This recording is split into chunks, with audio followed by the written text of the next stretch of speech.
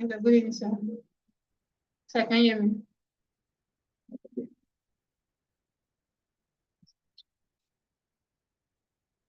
Yes.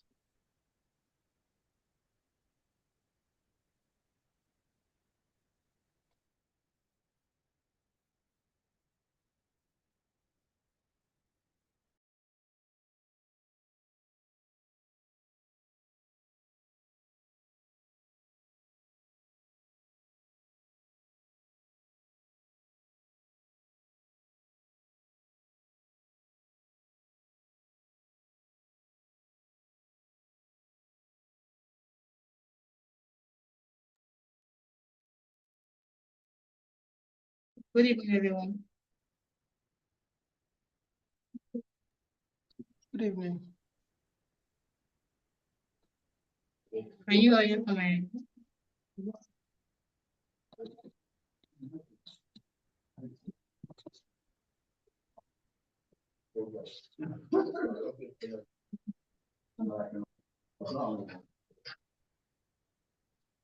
So while we wait the facilitator, I would like every one of us to talk on our last class on regulatory requirements and building code. So what was our take home for the last class?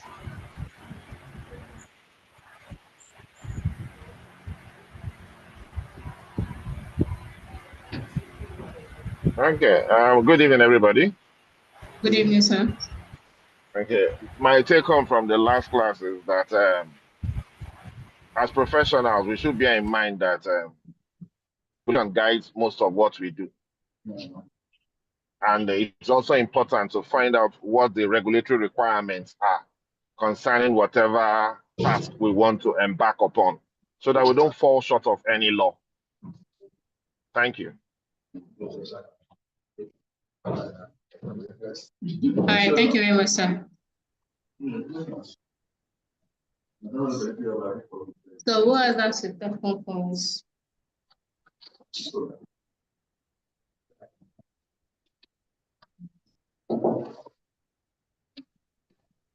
Mr. Gerard, please, what's your take home for last week?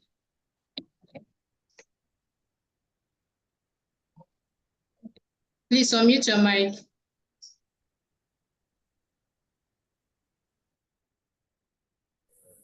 Give me a couple of minutes. I'm trying to set up, please. Okay.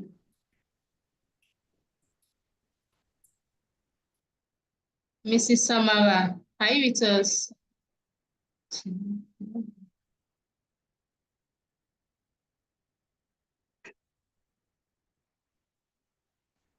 Mrs. Samara.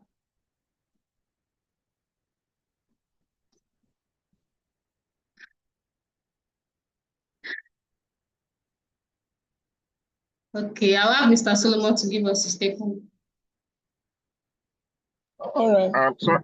Good afternoon. Good Good afternoon, afternoon. sir. Can you hear me? Yeah, that will be on the regulatory frameworks that is Yeah. guiding the various developments and their own bottlenecks as well, because most of these regulatory frameworks also has their own bottleneck that can make people not to even comply to those regulatory framework. Thank you.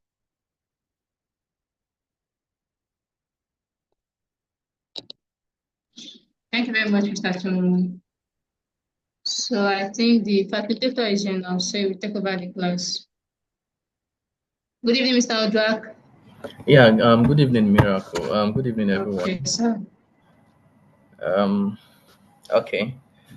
I guess I'm audible and everyone could see me. Hello. Yes, very well. All right, all right. Once again, warm greetings of the day to our dear FMMC participants for this set. I know we all gained a lot from the last module with regards to regulatory standard codes.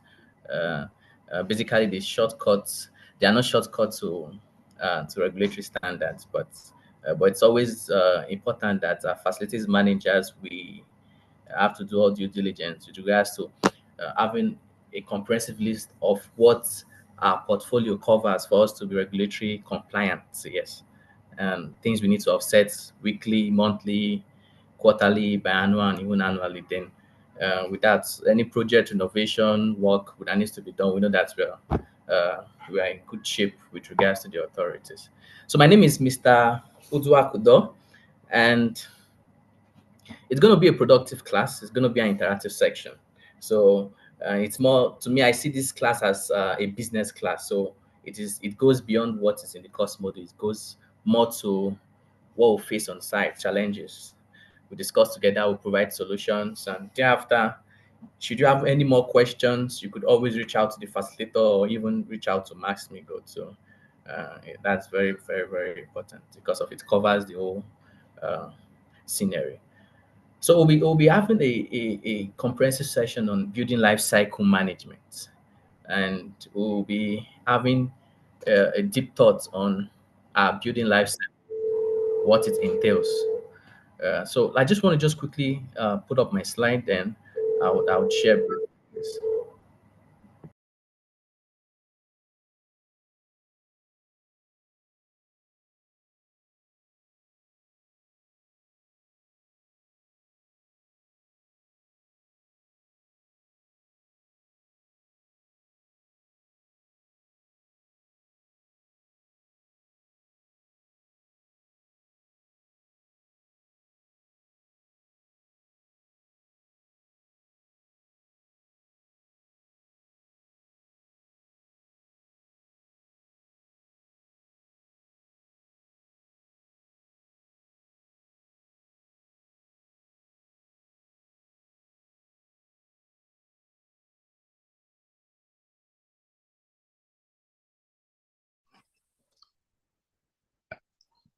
I can't hear anything now. Yes, yes, I'm trying to put up my slide. The slide. Okay, let me share my screen. It's giving me what I want. So I'm trying to reshare the document. Please, but kindly follow through with um, kindly follow through with the share document, please. I'm trying to.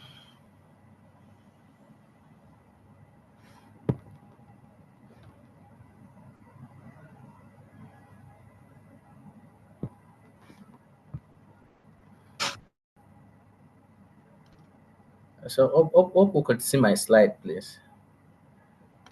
Uh, uh,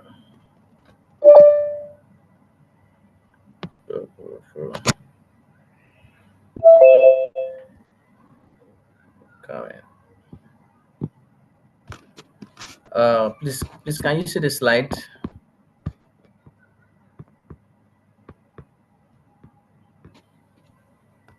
Yes, we are seeing it.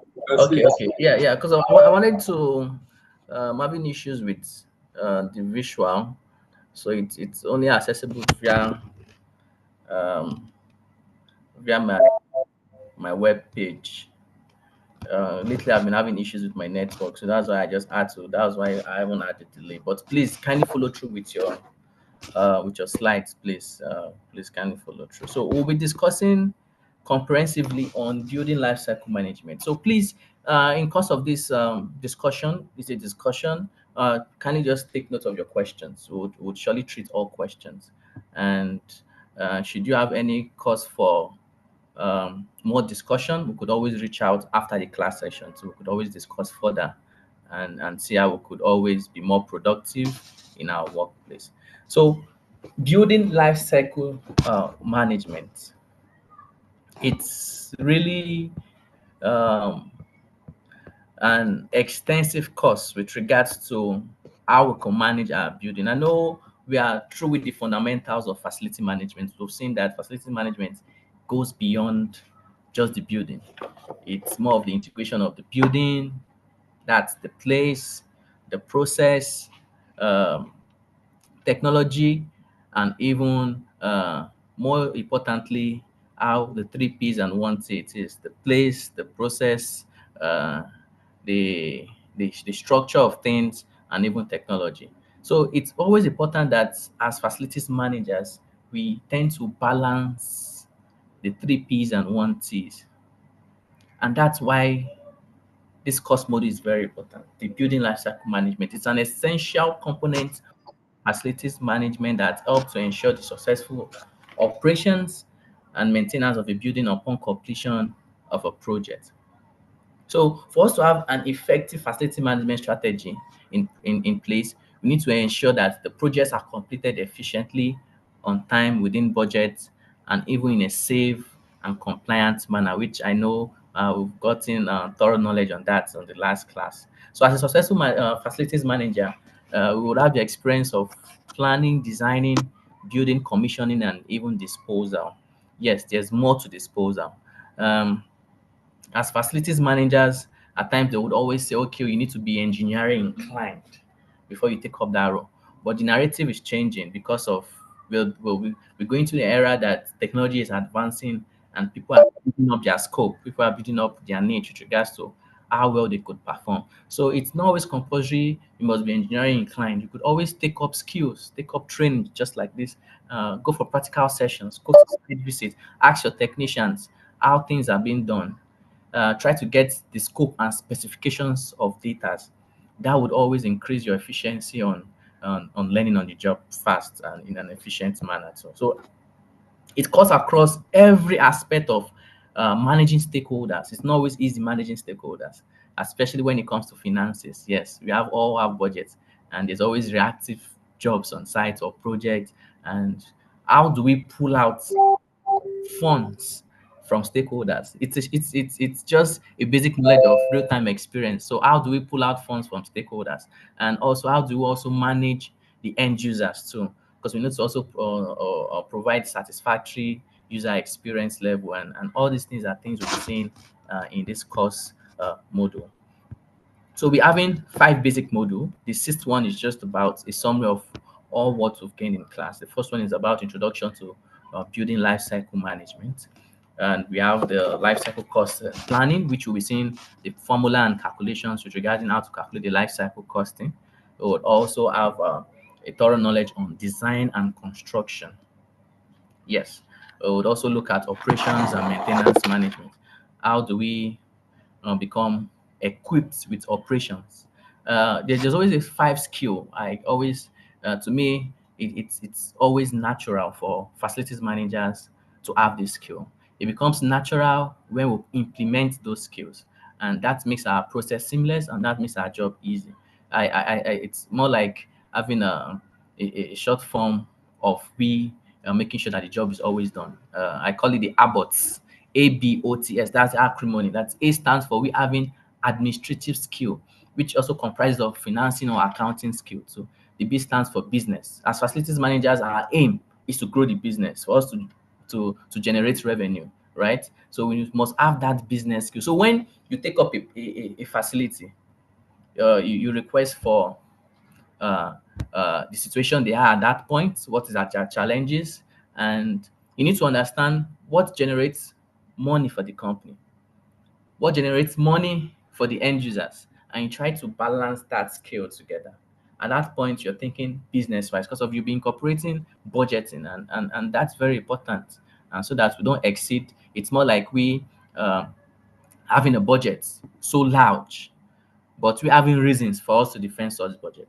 But the main goal is that we should not exceed that budget. So we do not over promise.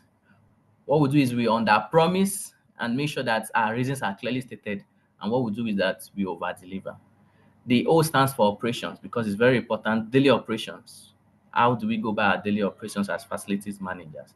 And the T stands for we technically inclined. So it's not because of I have to be an engineer or having an engineering background that shows that okay, yes, I'm good to be a facilities manager, which most employer implies. But we can grow that skill by taking part in technical trainings, by taking part in doing the job. Yes, when we ask questions, when we are being humble, when we try to work with our technicians on site, when we try to work with our vendors, that gives us higher advantage in developing such skills. And the S stands for sustainability. We are going green, we're going eco-friendly, we're going making sure that the environment is conducive for us. So if we are advising or putting up something for more like solution driven to a particular establishment or a project, our goal is, are we sustainable in our practices? Are such materials recyclable? Could it be used over time? And does it cause any hazard or danger to the environment? So these are things we need to think of, and that gives us an edge amongst every other facilities manager. Because there are so many managers out there who are not properly trained, but this training itself gives you the edge of how you could always increase your workplace productivity. Yes, and how you could always increase such. And then we're talking about commissioning and disposal, what it entails. Yes, we'll discuss more about what the commissioning is. So if an asset is no longer in use or it's giving me issues on site, so should I repair? Should I replace? Okay, if I'm replacing, how should I dispose of such assets? So that's what we'll be looking at in that cost model. So we'll try and do this after cost model 1 and 2. We'll probably go for a short break, and we'll continue with cost model 3, 4, and 5. Then we'll conclude for this class session. So please, should you have any question, just feel free and just take note of the question. We'll surely get back to that. So introduction to building lifecycle management. So we have the phases of building lifecycle management. I know it's not showing, not popping up on the screen right now based on the slides. I just saw this. That's what I'm trying to. But if you're going through your slides, you could see it's a cycle of how a building works, the life cycle of you managing such building, the building management systems. So we know what the building management systems is. It comprises of things that makes the building work: the HVAC, the electrical system, the plumbing system, and the mechanical system and all. But how can we achieve that structure when we're building the building management system? So that building life cycle entails it's more like a back-end practice for us to see the front end. So the front end is like a building management system, right? We see them. That's it's already in use. But the back end, what are the things we put in place for us to achieve that building to be full operational and being operated in a seamless way? So it starts with the planning and designing. Yes, in every situation we find ourselves, we plan. We make sure we plan for everything. If you notice, it's planning stroke designing. So it's not planning and designing, planning stroke design. So it's different. When you plan, it's at the early stage of you making sure that you are visualizing that plan.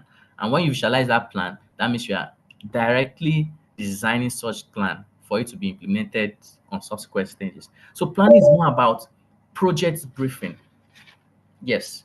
Uh, just for instance, you have an idea, right? So in this course model, we'll be using the example of HVAC system. Yes, because we'll be having real-time scenarios. We're painting scenarios of what if A is A or B is B, and how can we equate such together. So those A's and those B's will be centered more on the HVAC system.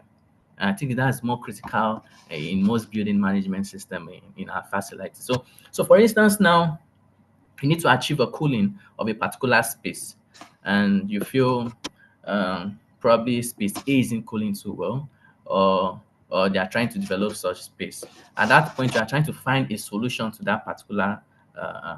to that particular problem. So what building management system you're going to integrate? You're integrating an HVAC system to that space. The aim is what? To cool that particular space. Then you're thinking, okay, which is best? How am I going to achieve this? What is the budget for it? I know most times we use 1 horsepower, 2 horsepower, but to standard, it is always in BTU. The reason why, but it's good for us to be streetwise as facilities managers. We need to understand terminologies professionally on the jargons level and also on the street level. That's the outside market. So outside they use compressors, because the compressors they say it's in horsepower, but to standard it is in BTU. That's British standard. 1 horsepower is referred to 9,200 BTU. 1.5 that's 12,000 BTU, and 2 horsepower that's 18,000 BTU, and there it goes. Just do the conversion, it keeps on going. So at that point, you're having an objective in mind. You're trying to provide a solution to a particular problem. You're planning. You're making assumptions up. You're thinking, how much would this cost? How much am I having at hand? How much will I use to execute such projects? At that point, you could say you're planning for a particular process that you're trying to implement. So the project briefing, the objective statement, the assumptions, your budgeting, at that point is best, because you're using that to actualize the solution you're trying to implement. And then you now move into the design, you're trying to visualize that plan.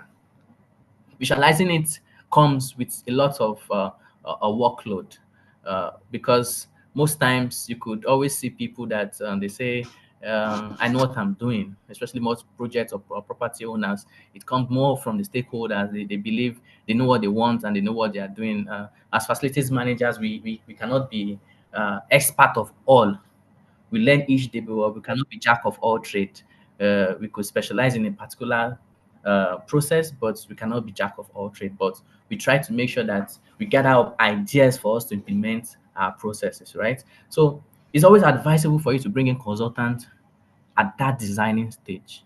So when you're planning and you're about to integrate into the designing stage, at that same um, stage, it's always good for you to think of how would consultants help in this regard.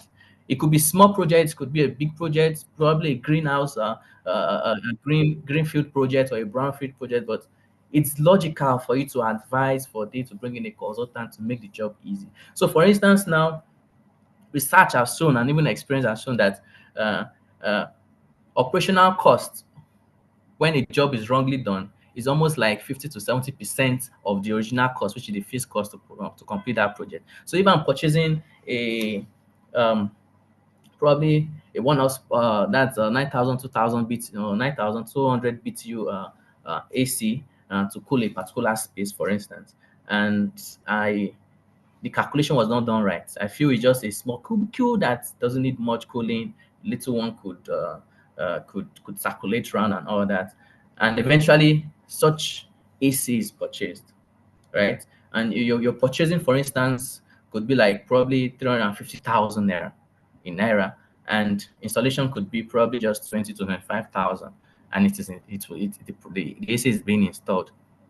And you see that over time, the cooling you're having is not effective. Probably the location they installed it, or um, the capacity of the AC does not serve that particular space, because of eventually there was expansion and one or two issues came up and the AC wasn't cooling. The cost of operating that AC, the cost of maintaining that AC could even amount to 50 to 70% you've achieved or purchased that AC. That's the face cost, because of probably the compressor could go bad, or cost of the commissioning, cost or the cost of changing the refrigerant pipe, the cost of doing of cementing jobs, painting, just to make sure that that AC so all those things are things that we need to factor in, and that's why we need consultants in our actions. And that's when um, in designing stage, things that are always developed. We have the drawings, that's the 3D drawings,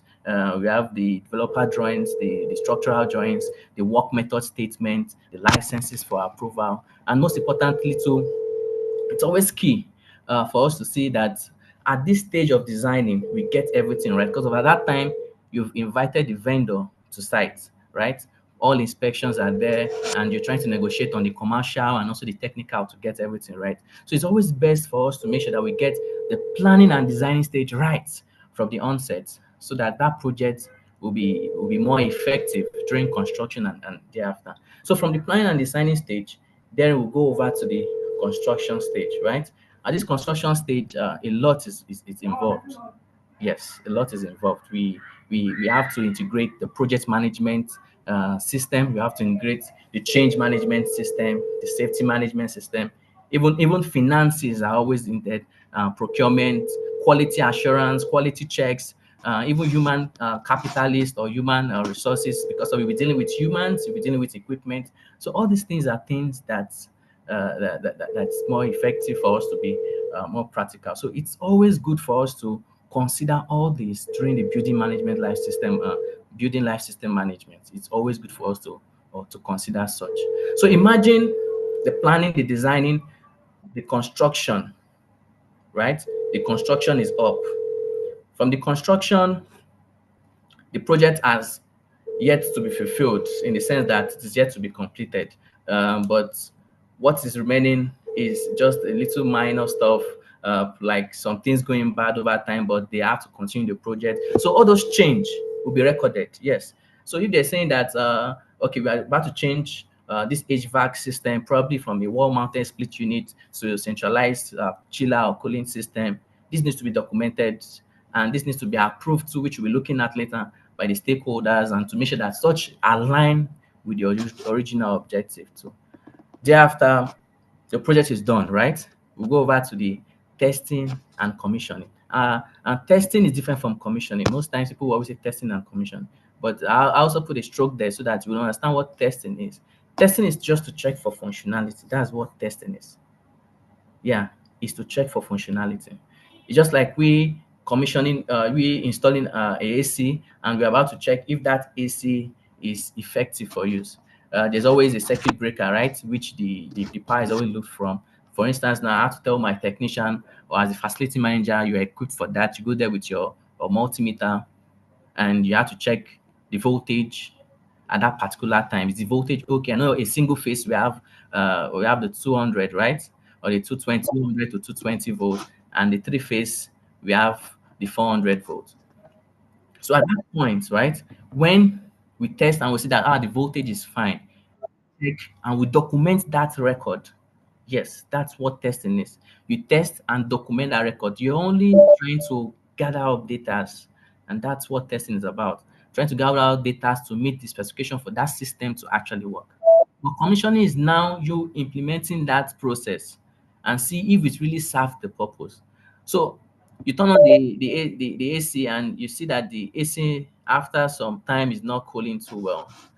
Probably it has to cool for over like 2 to 3 hours before it starts having that ambient cooling temperature. It becomes a problem, right?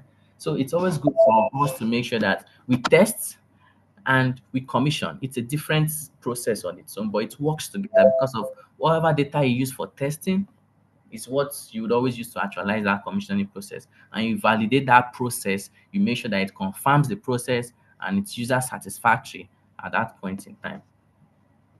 So after the system has been tested and commissioned, what next? Operations and maintenance. How are we going to operate that process? How are we going to maintain that process to serve its purpose?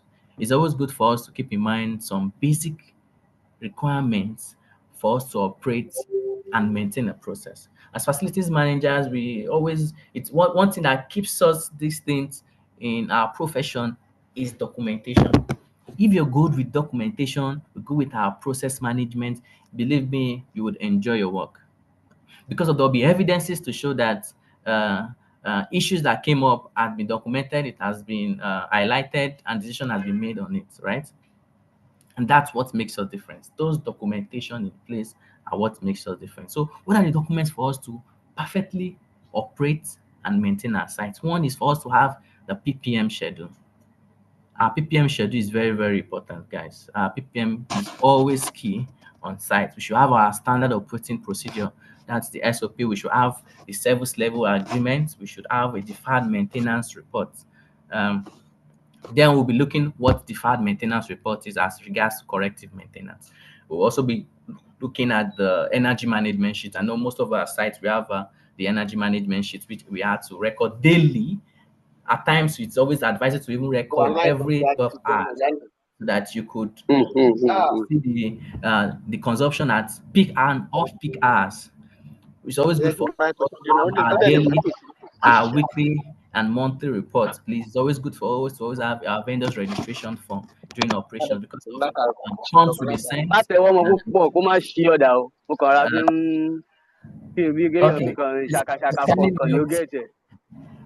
Please kindly mute, please. Should you be on site, kindly mute, please. So it's always good. Thank you so much. It's always good for us to have our vendor registration form. So if you don't have this document, it's good for you to generate one.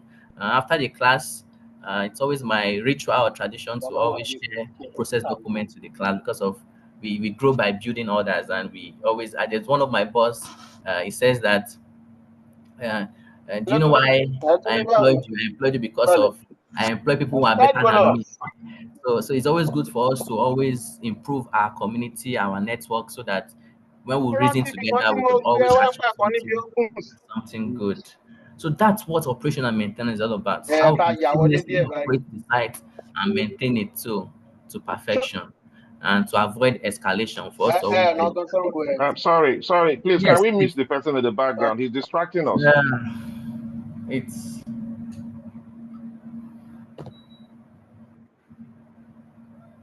okay. I think it's muted. Okay. Thank you so much. Thanks so much. So then operation and maintenance is very crucial, in every business. Yes, it's always crucial in every business. So when you go into a site, for instance, just taking up a job, first thing to ask is what are your process documents on site? Okay, then from there you now use to benchmark the ones you would always implement on your site. As facilities manager, at times we use minimum of 15 process documents on site. Yes. So we don't try to model things up, or try to make sure that our process are seamless, well defined, so that whenever I want to make decisions, it could be perfect or near perfection. So it's always good for us to always make sure when we go to a site, we ask of the PPM. First action is always having a facility conditioning assessment. So the structure of building I met on site, and you're sending a report to the client that okay, this is what I have on site, right? And from this, and these are my implementing processes for me to make it happen. So it's always good for us to always be active. Yes, when we're on site with regards to our operations and making our operations and maintenance skill improve each day. Yes, then we'll now go to, for instance, you've operated and maintained a particular building system and you think there's need for upgrade, you think there's need for renovation, and you need to renovate and all that. Things you need to put in place, which we've mentioned, the facility conditioning assessment, the life cycle costs, which we'll be looking thereafter, what the life cycle cost entails, insurances that cover such. And it's always good for us to keep in mind that it's good for us to have service contracts. So if I have a generator on site, or I know iSense does 1 year after purchase, which you always have a service contract of the replace. So you could always think of ideas of how can I implement such insurance service contract. So if I'm purchasing an AC of 2.5 million, that comes with a service contract, right? And on a normal day, I need to replace that compressor of that AC of like almost 1.8 billion. Don't you think it's reasonable for me to go into such contract? Because we don't know what would entails in probably in less than 6 months the compressor goes bad, right? So these are little costs, and I can even change that compressor up to 10 times as long as within that 1 year. So it's safe for us to always think far, give evidences. Our decisions should be right when it comes to our assets on site, which will help us to dispose such assets, either in a way of retaining it or disposing it too. So it's always good. And it's always good for us to always have in mind that when disposing our assets, we should always document such process. Yes, we should also always document, because of after disposing, there's need for us to upgrade or probably get a new one. So we continue such process again to make sure that if we are getting a new one, probably from 9,200 BTU to 18,000 BTU, then we can now know, okay, what are the safety, because of the process changes, right? The same way you would maintain 9,200 BTU is different from the way you maintain 12,000 BTU. And also it depends on the space that system is being installed. So if I'm installing that same system in a server room, it's different from the maintenance um, schedule I will use to maintain such AC if it is installed in a crowded room where we have humans. So all those things are things that we need to put in place that will make our building life cycle last long, and we managing that particular system. So it's always good for us to always have in mind all these things with regards to our building life. It's a process and a life cycle that we need to always activate all the time whenever we are. So it goes beyond just having a particular asset. So you need to think far. If I'm having this asset, which will be looking at the life cycle first and thereafter, what is the cost of purchase, cost of operating, cost of maintenance? What is the cost of renewal? What's the cost of upgrade? What's the cost of getting a new one? So these are costs you need to factor in when purchasing any asset you have on site. So let's go proper into the building lifecycle management. They say building lifecycle management refers to the process of managing a building entire project lifecycle, from its initial planning and design to its operation, maintenance, decommissioning, and even replacement too. So a building life cycle consists of two parts, the construction and the operation. So within the construction part, we have disciplines that contribute to the actual construction of the facility, right? Which include the planning, designing, and also detailed drawings and all. So upon completion, what comes next? The operating of such facility. So the goal is for us to always have a conducive facility for us to always operate in, and that is always important for us to always have information from such building. So it's more like we having a live data from such facility. Those live data are from the assets which we have on site, and this brings about efficiency and we maintaining the facility right. Or it's also more about we having a visualization of what we really have on site. How can we operate them? How can we maintain them? So that whenever that asset is being disposed, we could always have data to track on, and this can really build our efficiency on site, and our workplace would always increase too. So what are the benefits of building life cycle management? First, it increases efficiency to streamline operations, it reduces the maintenance costs, that's overhead costs, it minimizes potential risks, and elevates compliance management system.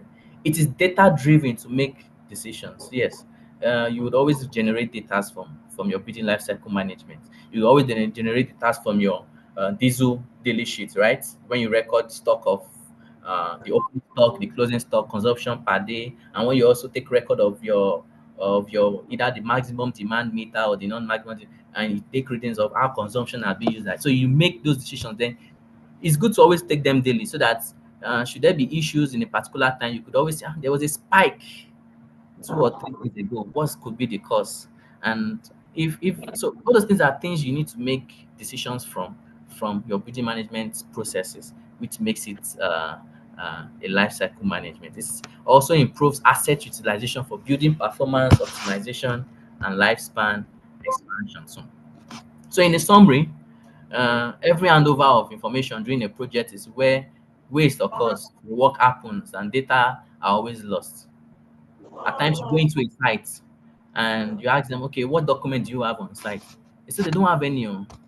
The craziest thing is that even their control panel does not have an electrical drawing for you to know where this serves. At times they are not labeled. It becomes a problem. So these are things you need to capture when integrating processes with regards to facility management to have an effective building life cycle, because of at times those waste, those data loss are what makes operations tedious and what makes operations not seamless, and it's not always healthy to facilities man. That's why you see facility managers working Sunday to Sunday. Why? Because of processes are not in place. But all these things are avoided when we have an effective building life cycle management, right? It's always good to always assess those data at any given time. And it's always quicker, cost overrun can be avoided, and many more when you have an effective building life cycle system. So it's always good for us to always put in mind all this when uh, on site as facilities managers, for us to have an effective building management system. it's always good to also put in mind. So one important aspect of building life cycle, it's an aspect that it's through innovations of technology. That's the beam system. In full, it's building information modeling.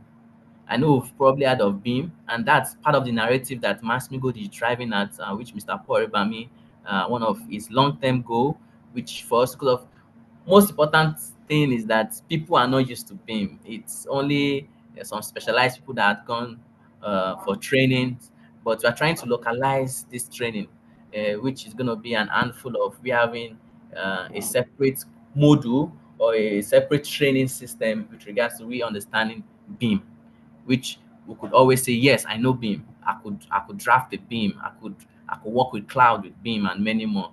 And I know in due course, I'm sure to have hands on that. So the building information system is the holistic process of creating and managing information for a built asset based on an intellectual model that enables user to interact by a cloud platform in a structured and multidisciplinary form to produce. So it's comprised of different disciplines, just like you, and there are different software for that. So it's not hooked to a particular software. We have different software providers that produces BIM, in the sense that you could always use for you to visualize the concept. So in that same BIM, you could go through the structural effects, you could go through the electrical design, you could go through the mechanical design, the piping, you could go through different spaces.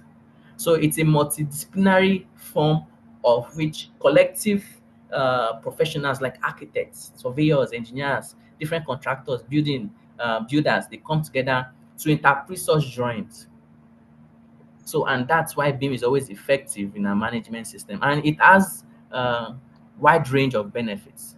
There are disadvantage or just say hindrance or challenges, but it has wide range of benefits, and that's what we're looking at. So, there are some traits of BIM. First is 3D printing. We have the cloud-based collaboration. I know we are used to the Internet of Things, that's the IoT, which we could always communicate with our system, automated system on site. We could always communicate with them. We could always automate our diesel lines, which regards to diesel transfer. We could always automate our water pumps. We could always automate our switching gears. All these things are through the modification of BIM. Then we have the AI, the machine learning, we have the augmented and virtual reality, and we have BIM as per infrastructural development, some for facilities management. So it's always specific. So it depends on the need of the client. Just like we have different needs with regards to our CMMS, right? We have different needs as what tools do we want to put in there to achieve what we want. So we have BIM for infrastructure, we have BIM for also facility management. So what are the challenges? First is the traditional method of visualization. We have limited BIM experts.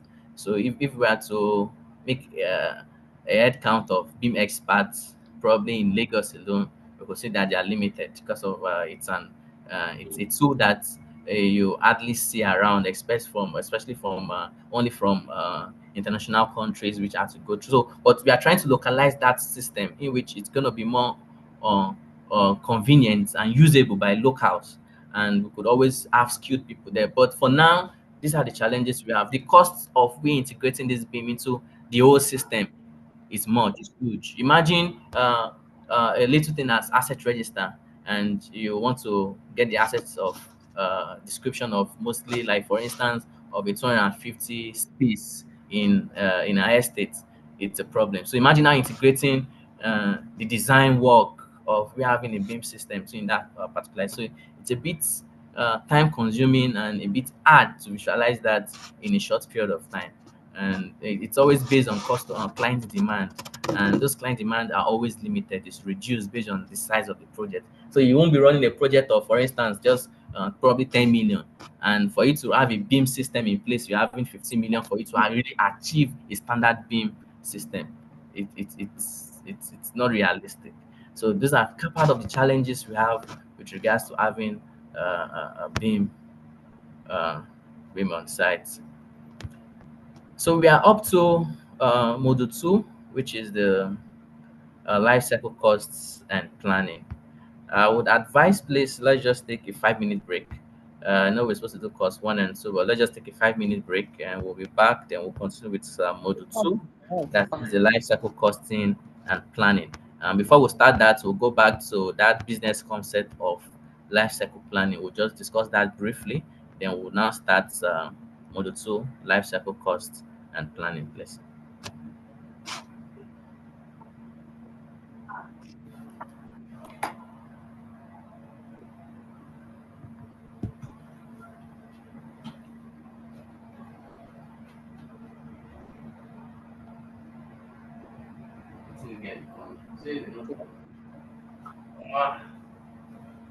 Sí, yàrá ọ̀dọ̀ rẹ, yàrá ọ̀dọ̀ rẹ. Ìwọ fẹ́ jókòó, kò fẹ́ máa bọ̀ pé súnmọ́ mi jù ú, a fẹ́ súnmọ́ mi.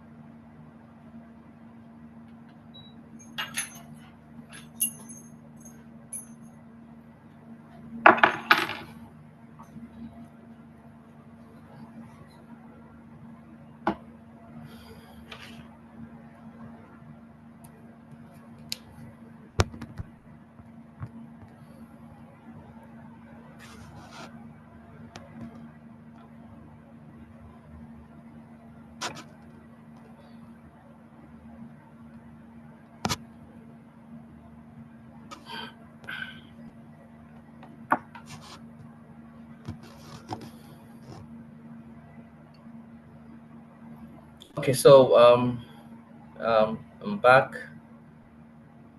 Um, so let's continue, please, because of our time, because of questions. So we need to have time for questions, please. Um, So the business concept of life cycle planning, it depends uh, on different criteria. We could have 5 reasons for us to acquire an asset. That's basically what it is. What are the business concepts of we acquiring an asset for us to consider the life cycle of such asset?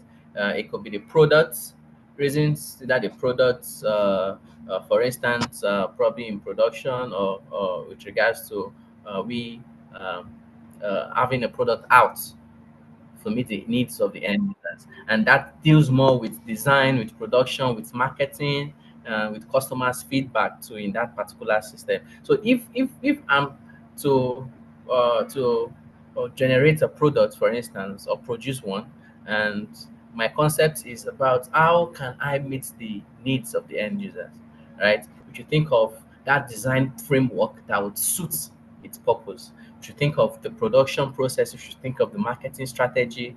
You should think of the customer's feedback.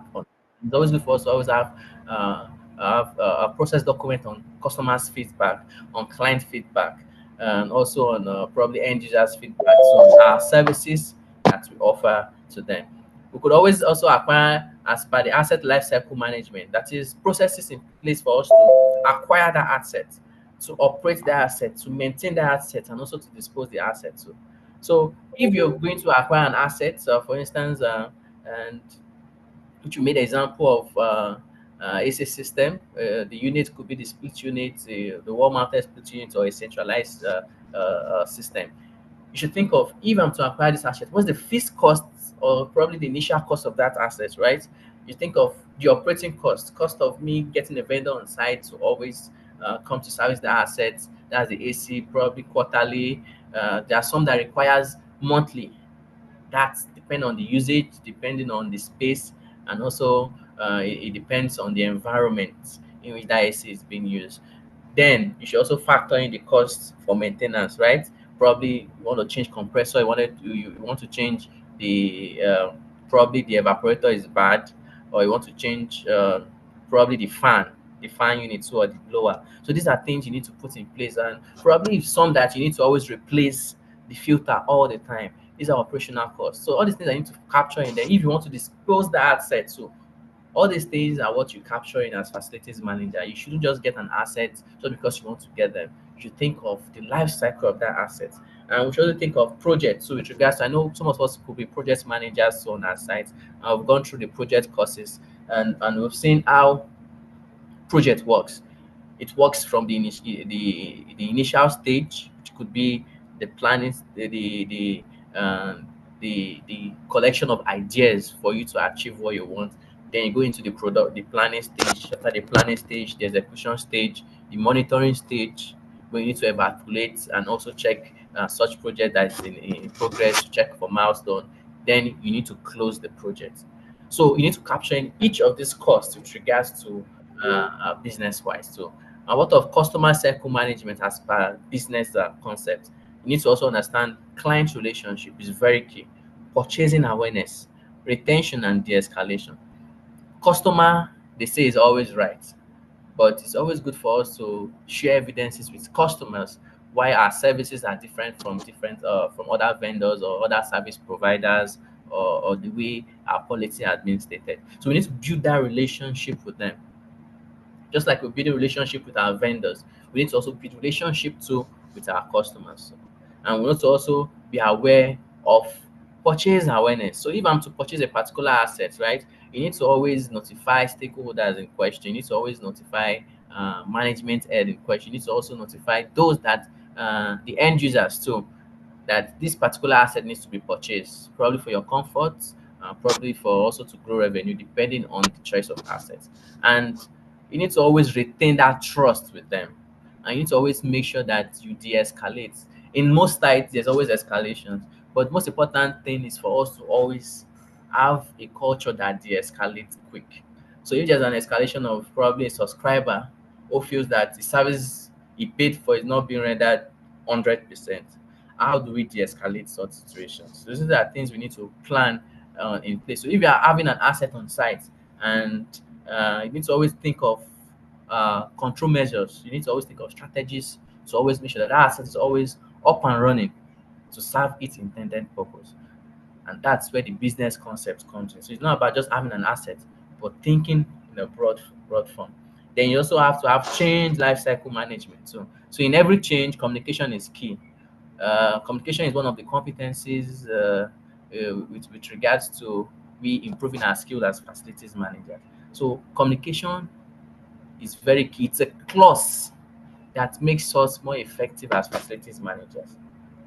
Why do we say so? How communication is key. So suppose there's service disruption, how do we communicate with the subscribers? How do we communicate with stakeholders? How do we communicate with the end users too? It's always key for us to have the strong stakeholders management. So does our management have a strong force of trust in us? The end users, are they satisfied with the service that we provide for them? So if there are any change in any form, how do we document those changes? Always good, and it's always effective that training is part of our process goals whenever we operate a particular asset or a particular system. So it's not about just acquiring an asset, but thinking of what are the training costs attached to it. Would there be any need for us to renew any cost in using this particular service? Probably the I know some probably be softwares that cost that needs to be renewed probably every month or annually. So these are things you need to think of and see how those things affect the life cycle of that particular asset as you're having a business concept in mind to it. So that's just what it entails. It entails what are the business concepts of you acquiring an asset in regards to planning that asset lifespan, life cycle. So it's always good for us to always think wild and see. So in course of the cost model, we're seeing some things we need to think when acquiring an asset. You understand? At times you would always think it's just to purchase and maintain, right? But what are some of the clauses we need to think of that could be a guide, more like a guideline for us to really actualize that purpose of our life cycle costing while acquiring an asset? So that's what we're talking more about life cycle costs. So it says, what is life cycle costs? Yeah, it's just showing how costs, the life cycle cost is always like a cycle. It starts from the initial cost, the service cost, the preventive maintenance cost, the operating cost, and also the disposal cost. So this is just a comprehensive summary of how the life cycle costing is. But we want to go deep down into what really life cycle cost is. Life cycle costing or a whole life costing is the process of estimating how much money you will spend on an asset over the course of its useful life.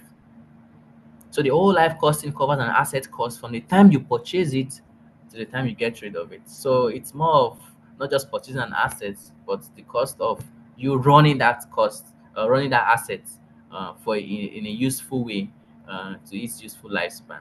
So it's not about just buying an asset, but which goes beyond the price tag, but having making use of that asset by considering all costs attached to it. Just like we have uh, a vehicle, it's not about just getting a vehicle and we commute every day, but we need to also think of costs, cost of insurance, cost of interest, cost of fuel, cost of oil, and also some maintenance. I know that we know how Lagos is. Those are in Lagos or across the country, when it's always a tight end. It's more like a bomber to bomber setting. People always get it most times at night coming back from work and anymore. So we need to also factor in cost of all those kind of reactive costs because of you cannot just get a your probably side mirror, the rear light goes bad, and you leave it till probably when the authorities get hold of you and it becomes probably more, you start spending more. So these are reactive costs you need to correct immediately, right? So it's always good for us to always think of such costs. So it's not by just buying a particular asset, but you need to also think of how do you use such assets, how do you maintain it, and how does that asset also builds up over time. So that asset should provide value. It should really be an asset and not a liability. Uh, okay, this is what I was bro. Well, upcoming place, and this was what. Just a moment.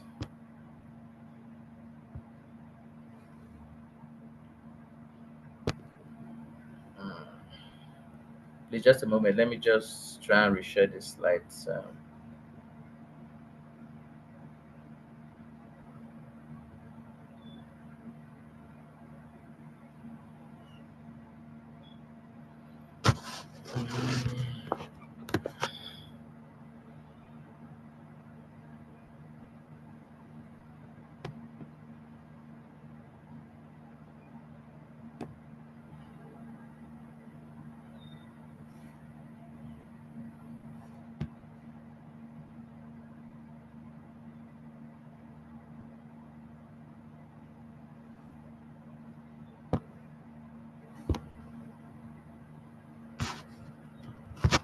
So what number you say I could suggest for my end? Okay, I think I've okay. I'll share my screen now. I think I've got it. I'll be Oh, sharing. Yeah, okay. I'm coming, please.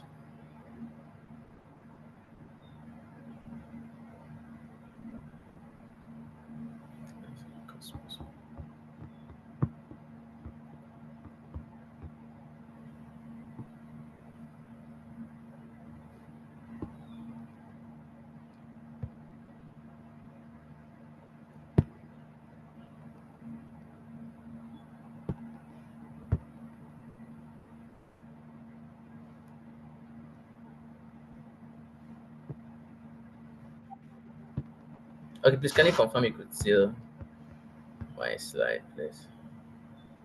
I can see your slide. All right, thank you. So sorry for the glitch. So now we'll be talking about life cycle cost principles.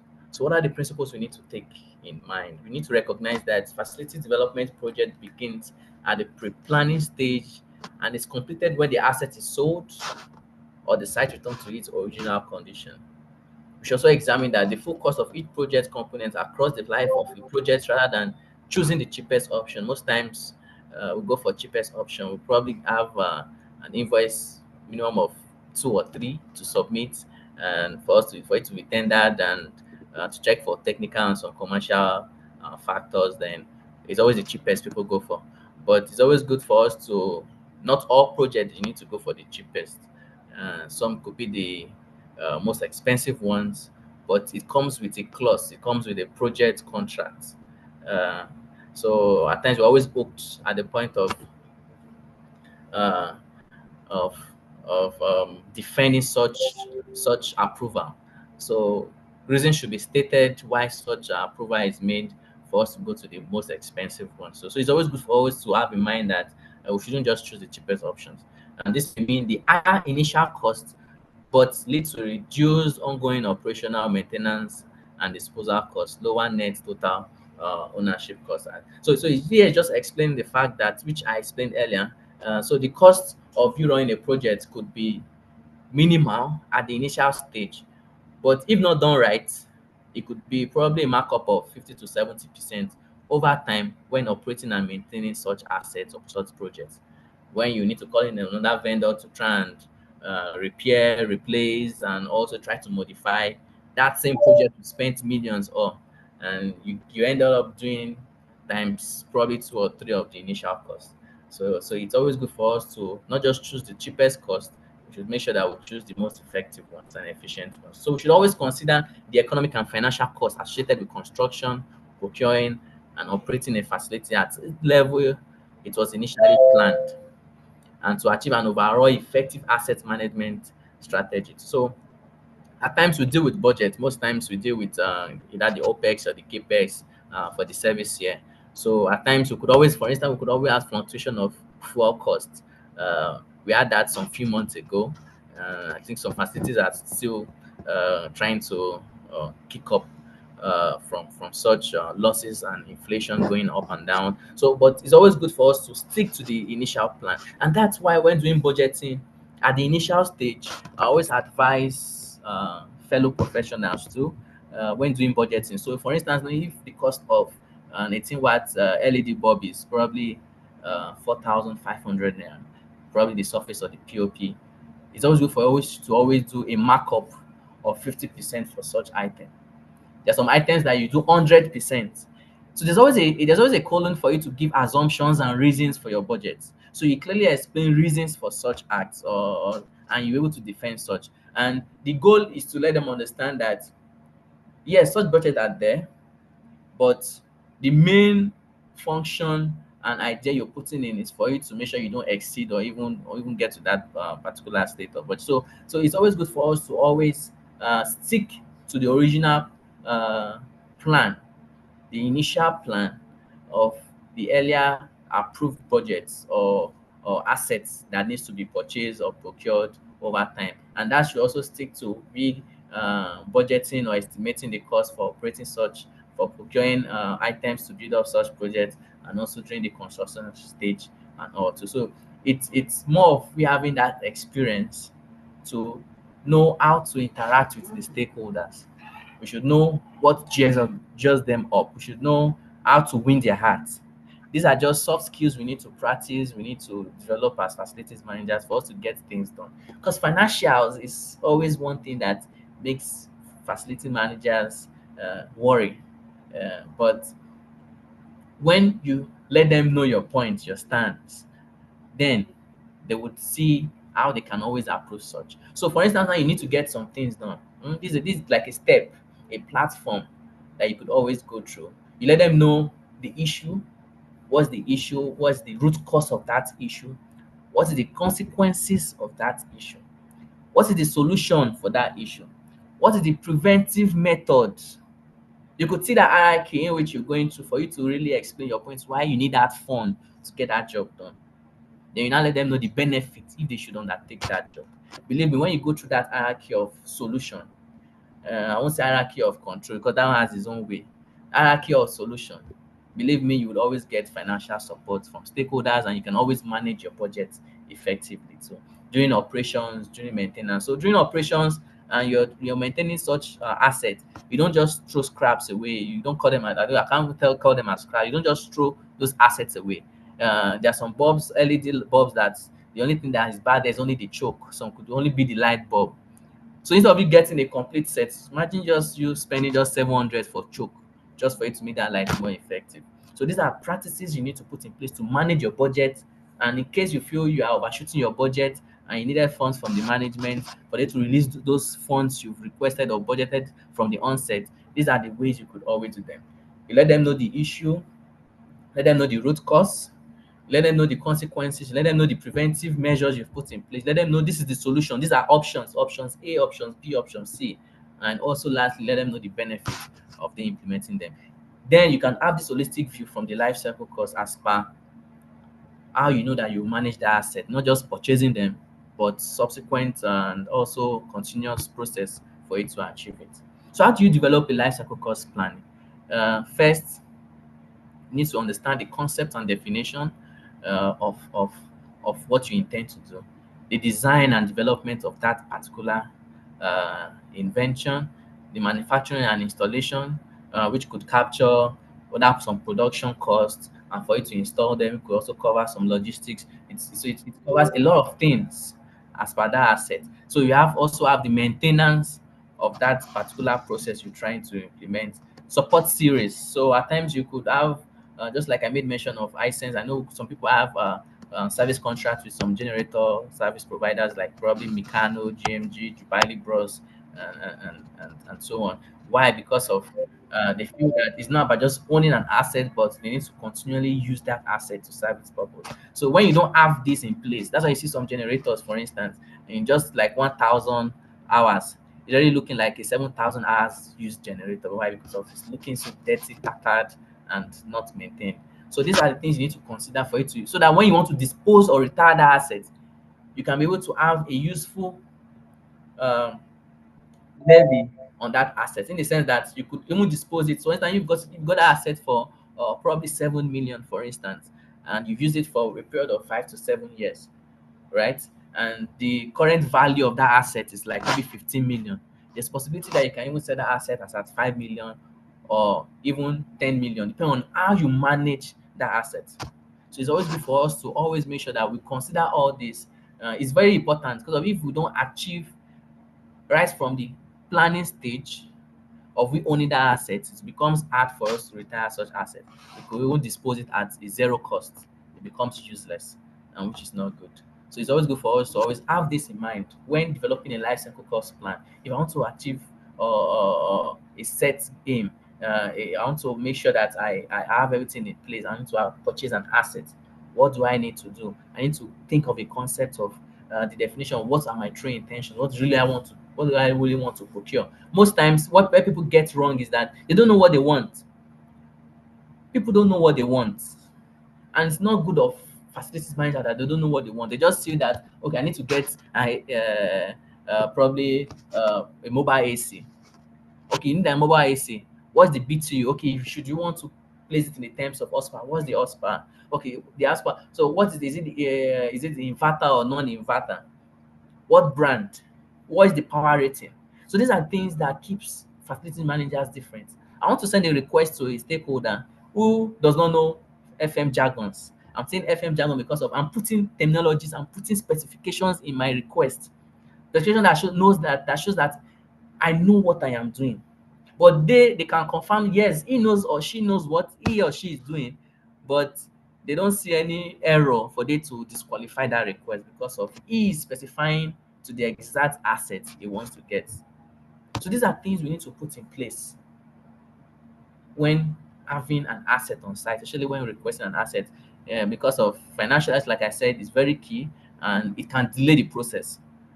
It can always delay the process. But when we get all these things in place, it becomes seamless and we can know what to do. So this is the calculation for the life cycle cost. The life cycle, which we said, is the total cost of we owning an asset, uh, not just the fixed cost or the initial cost, but it's more of the running cost, the operating cost, the maintenance cost, the disposal cost, and the residual cost. So the life cycle costing, it's equals to initial cost plus present value of all recurring costs minus present value of residual value. So I had to now elaborate what of these terms mean. So the initial cost covers the purchasing, installation, and commissioning cost of that asset. The recurring cost covers the operation and maintenance expenses of that asset. The operating costs are associated with the usage of the asset. So if I'm to use uh, my generator, for instance, of 250 kV, I need to understand that, okay, if I'm running this gen on off peak or peak load, I need to have a chart on how much diesel it will consume on this certain load. There's a chart for that, please. You could always do research on it. How much diesel it will consume on this certain load, on this certain hours. And I need to know, okay, how much diesel will I be purchasing every week or monthly. So these are things you need to know on operating cost, on usage of that asset, cost of me maintaining the generator, cost of me having a service level contract with it, with the OEM and all that. You need to know the maintenance cost of repair, cost of parts replacement, cost of reactive maintenance and all. Disposal costs are incurred at the time of asset disposal. That's when you dispose the assets, the cost associated with it. Then the residual cost represent the asset value at the end of its useful life. So there's no precise example. I had to do it. I had to do it purposely for us to do more research on it because of the more we do research, the more we understand better. It's part of our assessment. We use this formula. On our own, we'll do research. We'll generate question. That same question, we'll now have to do a formula. We'll now use this formula to answer that same question we generate. So you could always do research on such questions of we having to calculate the life cycle cost of a particular asset. And in when we ask such questions, there'll be one thing is that there's always an interest rate. Yes, it's always a constant. It's a K constant. There's always an interest rate, which always comes with the question. So it's part of the assessment. Would need to generate question. We'll do our research, generate question. Are we calculating the life cycle cost? Then we'll now implement this formula that says life cycle costing is equals to initial cost plus PV of all recurring costs and PV of residual value. So this asset life cycle is just a summary of what we've said about how an asset starts from the designing, construction, operating, repair, maintenance, upgrade, then we retire such assets. So these are the things we need to keep in mind in each of these phases. You need to keep in mind during the design stage, you need to have the drawings, we need to have the contract, We need to have approvals, we need to have specifications, we need to have permits and all. Operating, we need to have our own operation and maintenance log. Please always good for us to have our PPM on site. We should good to always have our SOPs too on site. During repairs, we should always date back to our drawings. It's our work method statement with regards to safe work. We should always look back to parts and inventory. Some parts deals with model, so it has distinctive model number. There we can always trace back to the OEM. The maintenance, we have the preventive maintenance, predictive maintenance, uh, uh, corrective maintenance, and all. Then upgrade of such system. So we just also see how effective it will serve us if that system is upgraded. Should it be upgraded? Should it get a new one? Should it be replaced? These are things we need to always consider in the asset life cycle. And that's why the life cycle cost analysis illustrates how a cost starts from its initial cost, the service cost, the preventive maintenance cost, the operating cost, and disposal cost. Even as part disposal, it goes to the initial cost because you need to replace that asset. And you replacing it is either you're upgrading it or you're getting a new one. So it's always good. You see, the system continues again. That's why it's a cycle, and it analyzes how we can always factor in all these costs with regards to our life cycle cost. So steps in life cycle cost analysis. First, establishing objective, identifying constraint and specify assumptions, define base case and identify alternative. Set analysis period, analyze traffic effect. So if a particular asset, this traffic effect is just like saying peak. For example, I want to use a scenario of probably a generator set.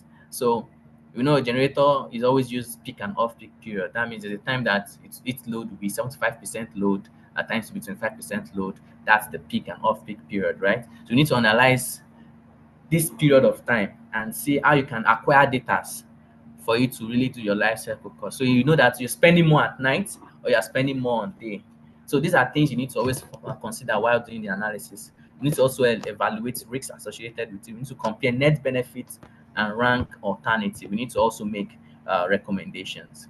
Yes, life cycle cost guidelines includes identifying, comparing, optimizing, monitoring, and reviewing costs associated with an asset lifespan. It's also important in project development, evaluation of annual costs, and energy management processes too.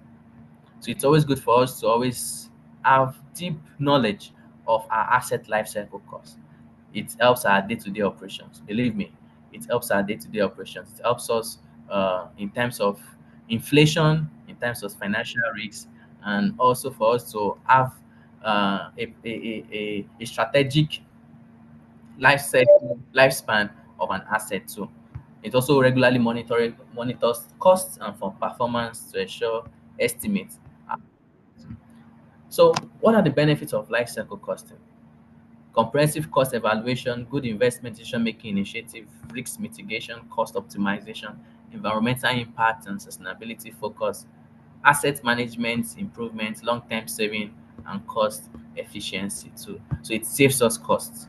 Cost is always one key thing in facility management.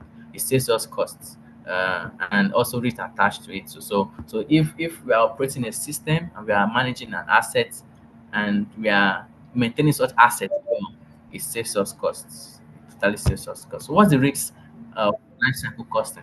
Data collection accuracy and complexity. Imagine, for instance, you're managing uh, the diesel management of an estate of almost 150 residential spaces. Imagine data you would collect from such residents. Even though you don't manage, most times you manage the common areas. So imagine now translating into an industry or probably a commercial building. So you can see how data could be a bit complex, and the risk associated with it that they could be modeled up of data acquired and such. Cost predictions are also inaccurate. Just like I did 50% for me having me having a 18-watt LED bulb, probably a surface or a POB type. So at times I could say, okay, it could be 4,005, and I'm doing the markup of 50%, and maybe I'm running at 7,500, and I go to the market, I'm like, oh, the price has surged up, it's not that, or it's a bit too low. So all these things are risk associated with life cycle. Subjective to cost assumption, you'd always assume cost. Imagine you costing for the entire assets in a facility. Even get invoices from vendors are always problem. So imagine now having a cost of the entire assets in a facility. So at times it's always not easy. And these are the risks attached to it because you won't probably get the right value associated with it too. But in a real sense, we could always be more productive when there is division of labor, and it could be time consuming to really acquire real time data, but it's always efficient when we really actualize and really go deep down into a proper life cycle costing of an asset. So we're going now into design and construction. So a building project requires careful planning to succeed, right? It's important to find solutions to the right resources, equipment, timeline, budget, risks, and many more. But as a facilities manager, we are enabler of the process. We provide inputs and we also act as drivers to reach the stakeholders' demand and end users' engagement satisfactory level. So in every building management system, designing construction is key, right?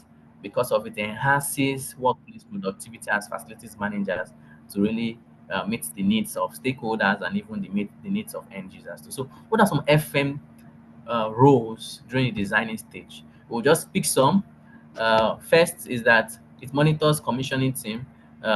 Most importantly, too, it performs reviews on designs, on drawing specifications. So if I'm to install uh, probably AC in the fifth story, and they designed and the client said no, I want a one mounted split unit. Imagine having an outdoor out there about 20 to 25 meters up, and there's no provision for scaffold because at that point you cannot just use a ladder system. You need a scaffold. So these are the things you let them know from the designing stage. That, okay, if you really want this, these are the advantages, these are the disadvantages, and you let them know that designing is either right or wrong. So that's why FM, the narrative is simple. We are trying to build that trust in stakeholders. We're trying to build that trust with other departments for them to see the importance of FM being in the initial stage throughout the project and also the because FM are the guys that would be managing and operating such facilities. So imagine we not having a proper even during handover yet, but there are some lapses, some loopholes, some snags that are pending, and issues are up. So that's why we need to be at the design stage of every system with regards to project management and follow through in the entire building system. We also check for specifications, all right? We also participate in value engineering to make sure that that anything that has been done would be a potential operation and maintenance proactive practices. It becomes not a problem. So if I'm to handle a space and I'm having issues with operation and maintenance, that means it's going to be a problem. So it's always good for us to always be active during the design stage. Build that trust with them. Let them know our what. Let them know why we need to be involved.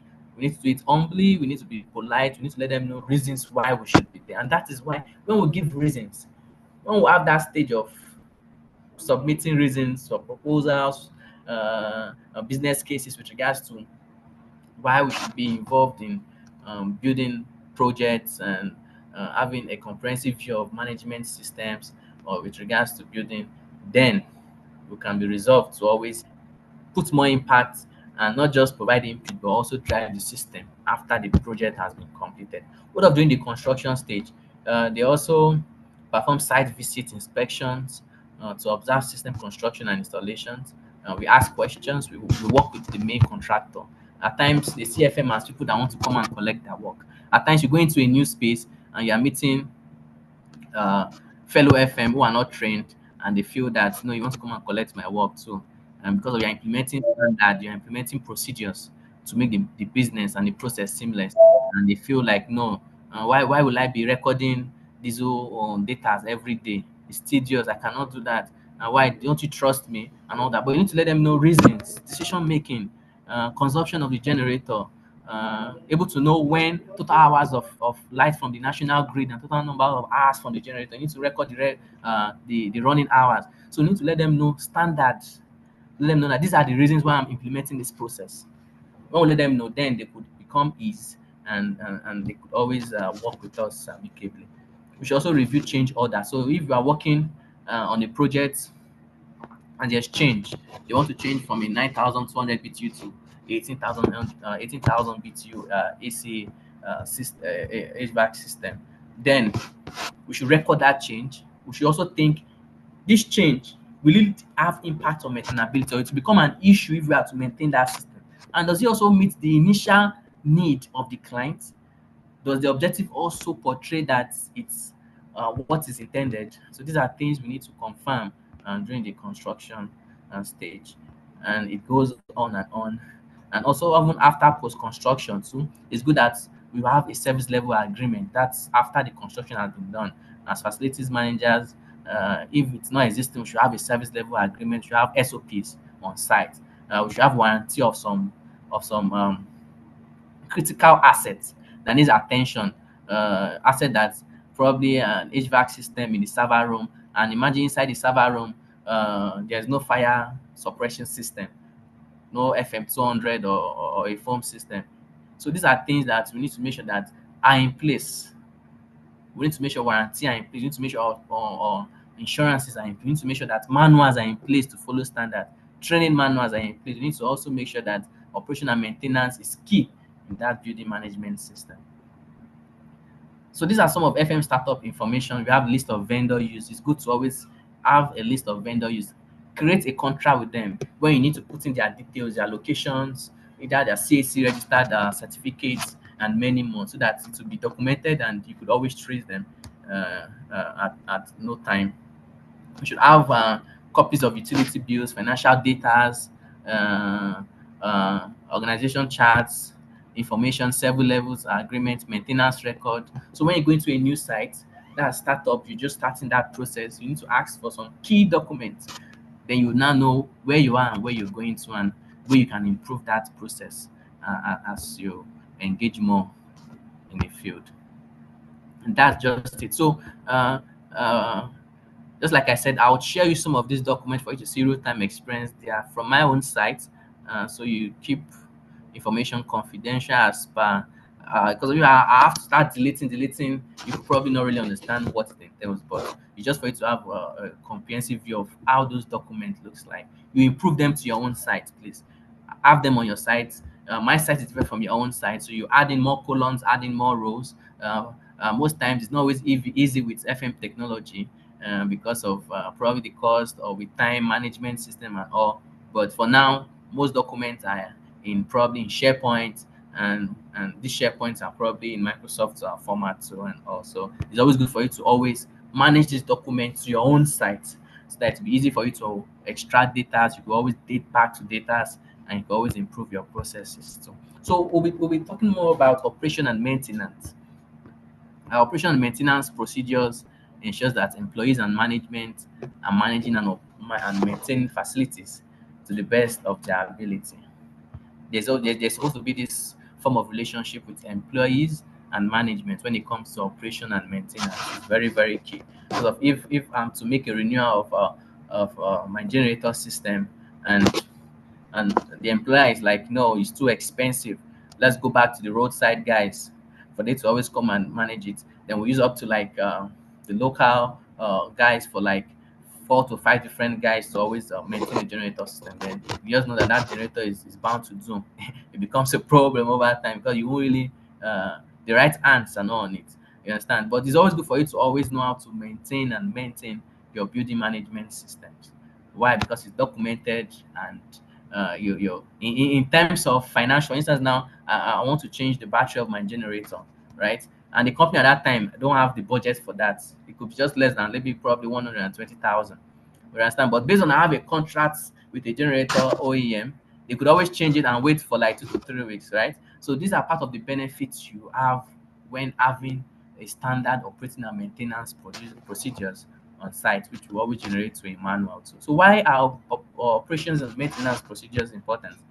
First, it establishes all essential information in one place, lower confusion in the event of questions or emergency, speed up onboarding, set standards for both protocols and quality. It works to prevent equipment failure. It lowers operation and maintenance costs. It improves productivity, and also ensures that workers stay ahead of workflow. So these are the stages. First, the input, the activities, and the output. So the input comes with operation and maintenance procedures, right? You give in training manuals for guys to work with your technicians on site. You could always go through them. I always advise facilities managers. It's not always easy. It's not always easy for us to work with our technicians. It's not compulsory you have to work with them throughout the whole work order. Probably the work order of 1 hour, you could work with them with like 10, 15 minutes just to build that relationship with them and actually know the scope of the job. And little maintenance things you could always do on your own. You could always do it yourself. You understand? So it's always good for you to always during maintenance operations. You could always work with your handy team of technical expertise and understand the process. When you do that, you would always gain more ground. And just like I said, this is like a business class. It's a master class, so it does not just covers a particular section of you just being an employee in a particular establishment. When you go out there and also go for bigger gigs, and question has been raised. Imagine you have a team that handles the HVAC system, right? That handles the generator, and little questions are asked from those aspect of things. They ask those questions, and you could not probably name 5 parts of an HVAC system or a generator set. Why? Because of you just raise work orders and you lead them to do the work and you check and say, okay, it's done, it's working well, and you leave. Executed, there's an eyewitness that actually, yes, it's working well, end user sale is fine. And so we need to go through the process, those activities, so that we can be part of the process. So that if there's need to improve that process, it becomes easy for us to improve it and our process becomes seamless over time. So it have the input, the activities of that processes. You understand? Then we now have to conduct reviews, establish and maintain an operative maintenance procedure, change or upgrade the system because you are part of the process. You need to always, with time, change and upgrade the system. And you need to always provide maintenance activity support. Then what results do you have next? So you could see that over time you generate data. You have data of things, you have logs, you have so when they ask for maintenance log for your HVAC is there when you have maintenance. Yeah, these are things you need to have: maintenance log of your HVAC, maintenance log of your electrical appliances, maintenance log of your generator system, maintenance log of your plumbing system. So it's just to show that each of these building systems you maintain them. This particular space, this was what was done there, this was what was maintained across all sections, and you're keeping record of such assets. There you could always identify defects and recommend for enhancement, and you record this change and also upgrade them. So these are stages we could always be part of during our operations and maintenance procedures. This is just a review of our operation and maintenance program of schedule of assets, operating manuals, safety procedures, maintenance schedule, that's the PPM, and also how we could always have system in place like spare parts, list of specifications, right? And that specification is always key as facilities managers. We need to always deal with specification as per if I'm to replace these assets, what are the specifications? So I want to get a flow meter, for instance, for my diesel line, and I'm making a request. Okay, I need a flow meter, and the guys in store are like, facility, I don't understand. You need a flow meter. What spec of the flow meter? You have different spec. Is it manually operated? Is it automated operated? Is it digital? Is it analog? Yeah, what are you? What flow rate are you trying to work with? What is the volume of the system? Is it fuel? Is it water? Is it air? These are things you need to specify, and they're like, yes, he knows what it is. So when you raise such order, it becomes easy for them to work with. And believe me, this is what makes workplace seamless, interesting when you work with fellow departments. When you don't stress the next department and the next to this department, they always like working with you. And when those recommendations are out there, like, no, no, no, no, he does his work, he knows what he's doing, then we could always opt for promotion. We could always opt for references. We could always opt for recommendations, and that's how we grow ourselves as facilities managers. Now we'll be dealing with maintenance plan. Maintenance plan should contain strategy, schedules, and procedures for ongoing maintenance, including planned, predictive, and corrective maintenance. So it should be a structured document that keeps record of our periodic activities of each equipment for it to function, for relevancies, and for us to track and keep record of such maintenance. We need to always keep record, please, so that when there are escalations, we can always date back to them and let them know this was done, this was raised, this is pending, right? So it's always good for us to have a maintenance plan of all our assets. So we're looking difference between what a corrective maintenance is and a preventive maintenance. Corrective maintenance is the type of maintenance done to correct a malfunction of equipment or a system so that they can be restored back to working condition, right? But preventive maintenance, you don't need to wait for a system to break down before you return it back to a working condition. You need to be ahead of the system. So what is the difference? Preventive maintenance is the time frame at which each of them is being carried out. So for instance, now you don't need to wait for your HVAC system, probably a split unit system, it regards to the indoor unit. It stops cooling before you know, I've not washed the filter. I need to wash the filter. I need to check. No, I need to check for the cooling. So each day you go around, you check the cooling effect. There's a device you could use to check the cooling effect of the indoor units of your ACs, and you check the filter. Is it dirty? Do I need to wash it? Do I need to raise the work order? So these are preventive things you need to do. It's planned. You don't need for it to break down. But corrective, it's when it break down, you now have to restore it back to where it operates. And it's of two type. Corrective maintenance is of two type. First is the breakdown maintenance and the deferred maintenance. So breakdown is also known as emergency maintenance. It's done when there's an urgent need for it. So when something fails, immediately there's a spare for it, it's corrected immediately so that business can continue. Just like for instance now switch replacing a DB in your a circuit breaker in your DB. You know that if that breaker is not active, that means there's no power in that particular section that it has been looped from. So immediately they have to connect it. Or a flickering bulb, you have to connect it. So that's breakdown. You need to do that maintenance reactively immediately. But deferred maintenance, there's always a slow gap in it. Oftentimes, there are items or issues or defects you postpone, probably due to inadequate resources, such as financials or no supplies or no manpower at that point in time. Then you now have to delay it for another time. For instance, now you need to change you need to record the alternator of your generator system, probably a 250 kVA generator, and the engine part is okay, but the alternator, which is the electrical part, probably the rotor is bad or the armature. So all these things takes time, right? So management feels okay. We have two more backup generator. Please let us switch to the from the 250 kVA. Let us switch to the 200 kVA. When the budget is approved, we will now repair it. So what do we call that? We call that the deferred maintenance. It's not done immediately. You have to do it for a certain period of time before it's being done. And believe me, please, and that's part of the required documents for operation and maintenance as facilities manager. We need to always a deferred maintenance report. This deferred maintenance report, then you have a copy of it so that you know how it looks like. You would see the issues, you will see the so there's a column for what is the issue. There's a column for the location of the issue. There's a column for which block is the issue. There's a location for what is the root cause of the issue. What is the severity of the issue? Is it critical? Will it cause casualty?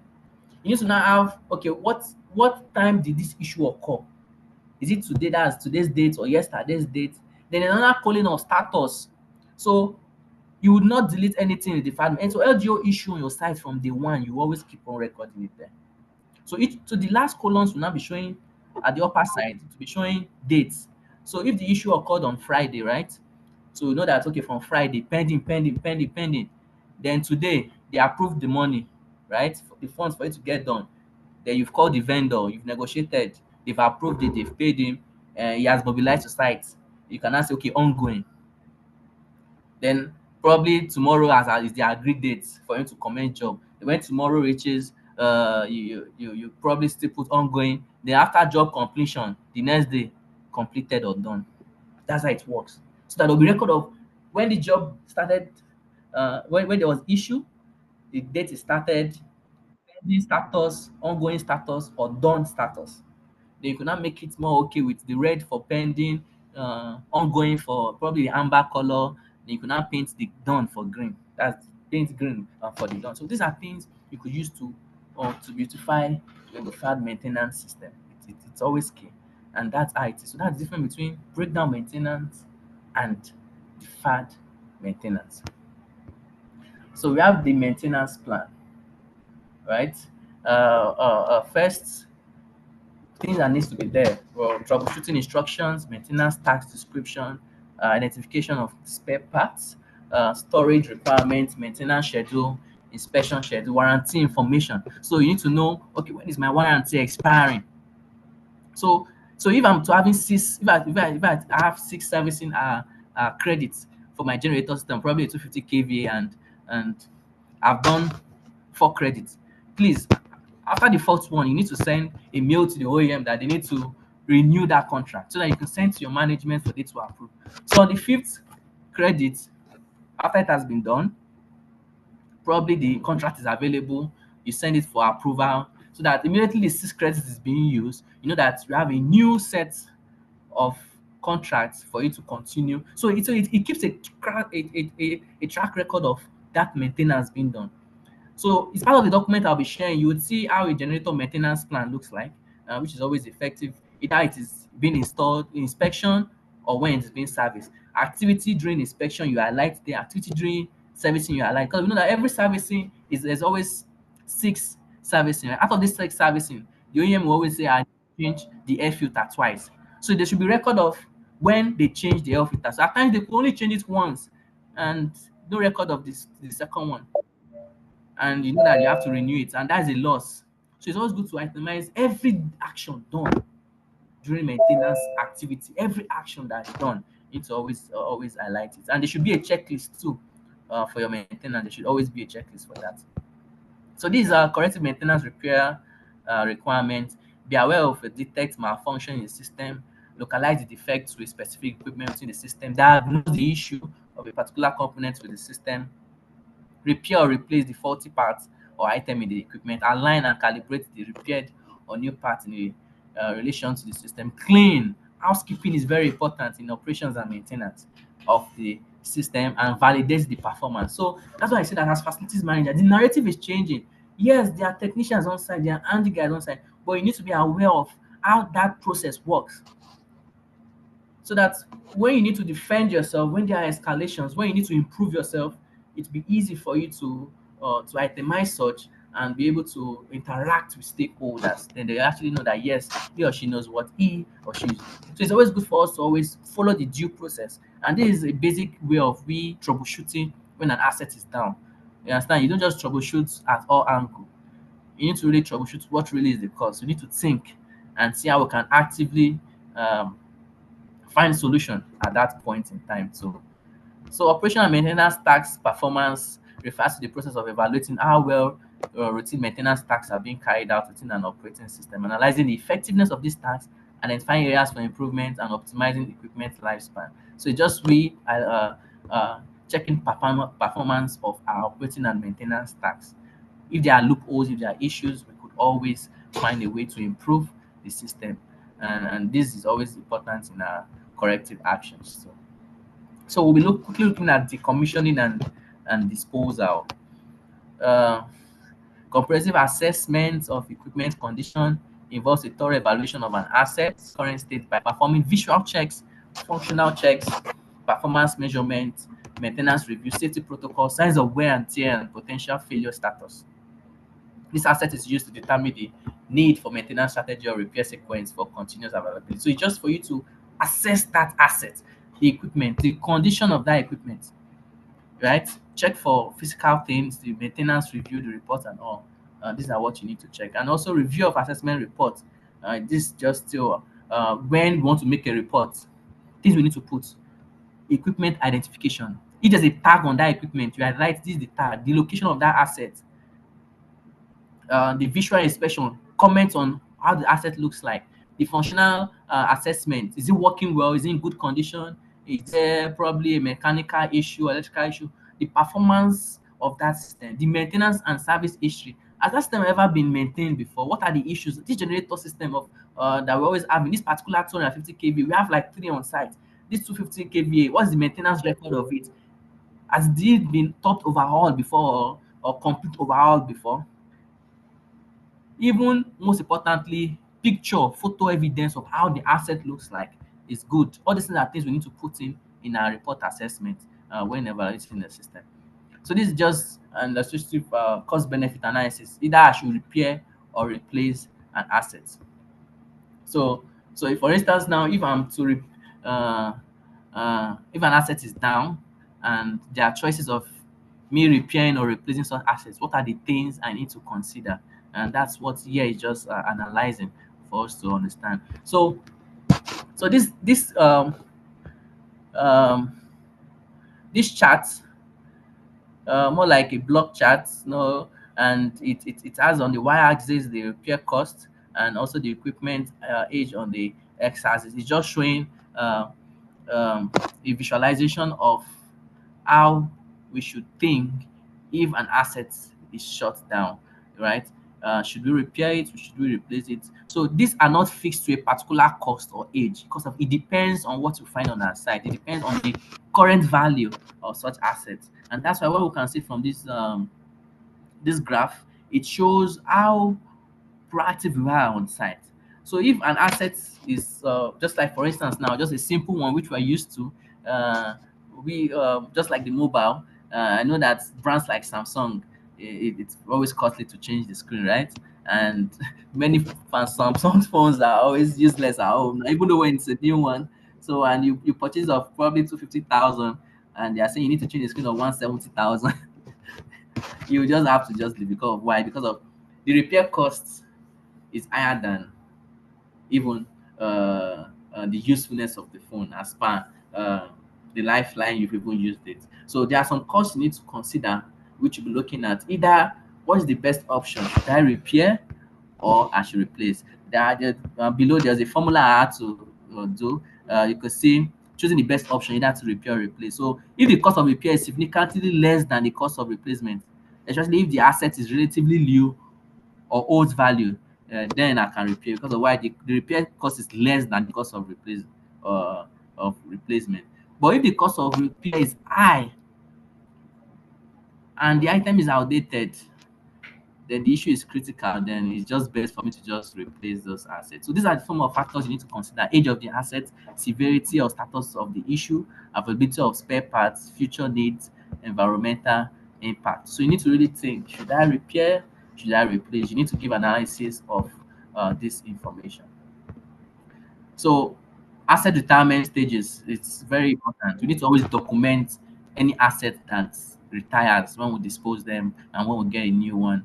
We should always think of them. We should always think of the information of the site. That is where we acquire that asset, the usefulness of that asset in that site, informations on that site as per the asset. We need to also do a data management of that asset, right? It's always good for us to also document the commissioning process. So if I'm to decommission a particular asset, everything attached to it, that's the vendors management, the um, the processes in place for me to make sure that asset is no longer useful and I'm replacing it with another one. These are things you need to always make sure when decommissioning. So it's not about just the commission, but is there plans for replacement? Is there plans to upgrade? Then if you are disposing it, how well are you disposing it? Is it really need to be recycled? Are you disposing, like now there are service contract that if you have probably an old generator of probably 150 kVA, you could go to the OEM and say, okay, I want a 250 kVA and I just need to just add 35% or 45% of the current fixed or the current fixed value of a 250 kVA gen.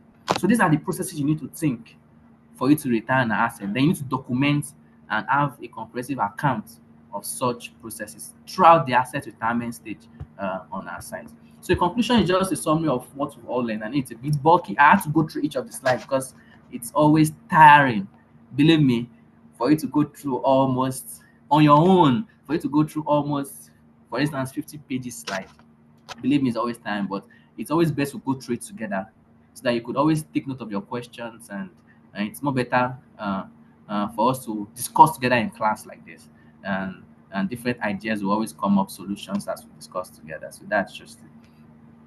So we talked about building lifecycle management. So it's a comprehensive system to manage building operations, maintenance, performance optimization, cost analysis, and sustainability strategies. We talk about the life costing, right? We saw the formula for life costing. So if you look through the assignment, you could see on line 7, it shows what's the calculation for life costing. You could always you just described. So now there's a description of a case study of life cycle costing. So it's just you doing research on an example of you calculating life costing, then you implementing that calculate that formula to use. Then an asset factored in interest rate. So there's always an interest rate attached to every asset. Imagine you any service, we know any service is always a 7.5%. So imagine any asset that goes, financial costs always attached to it. So these are the interests. So it's just a guide to it to looking at anything you're researching on, you'd always see an interest attached to it. You always see an interest attached to it. Proper operation and maintenance program is always good. It's help for an agreed and structured set of activity throughout the entire building systems. I also talk about decommissioning too. Time to repair and also time to replace such assets. We need to really do analysis and see how we could dispose that asset effectively. So thank you so much, and I'll need to stop sharing my slides so that I could see those that will pop up their hands for questions.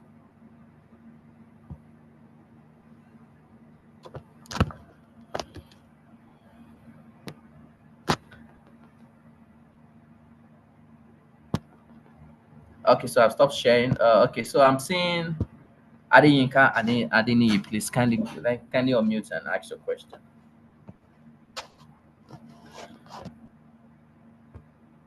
Thank you, sir. Well done. Interesting lecture so far. Really enjoyed the lecture. But then I came in late, but nevertheless, I see flow. My concern, is regards to you mentioned something that in the course of the lecture, Okay. there's a device that normally used to check a feeling of your age. I would like to know that device. If I'm right.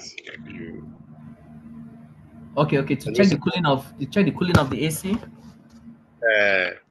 Yes, it's just if like there's a thermometer sensor.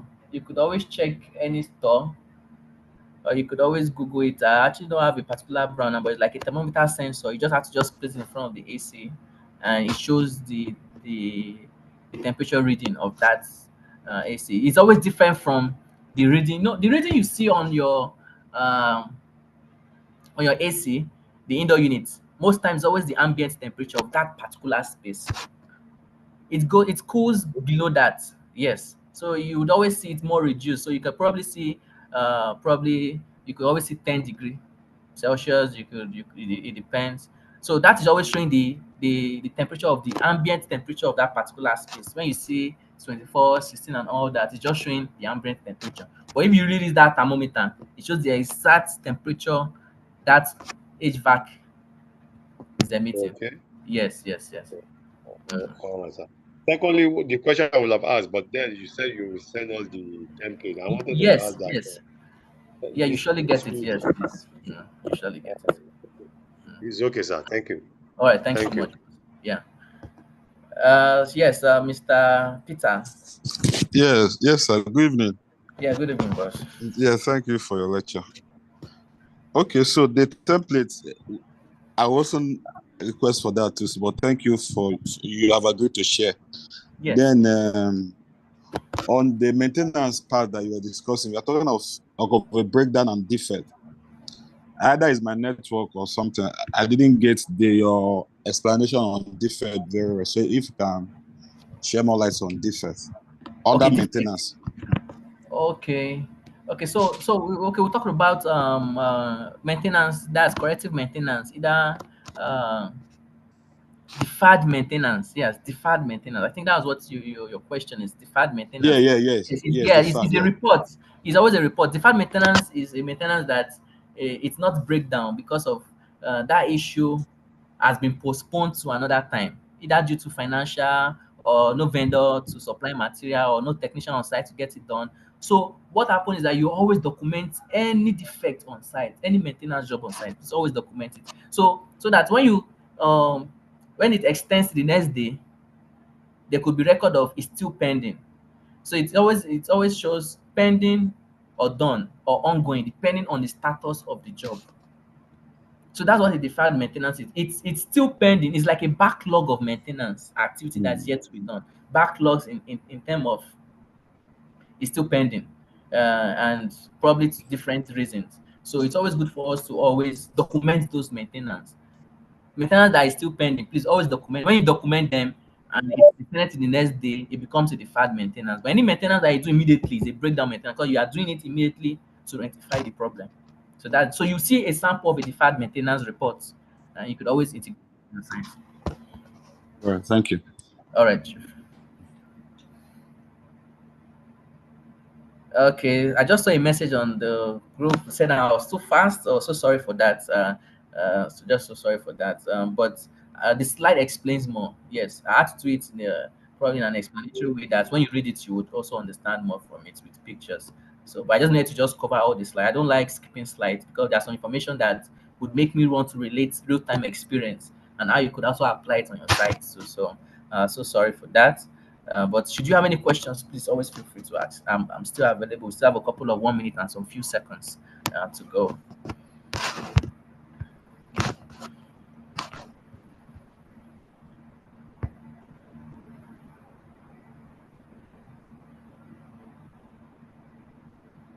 Okay, so I didn't properly introduce myself. So my name is Udwakudo.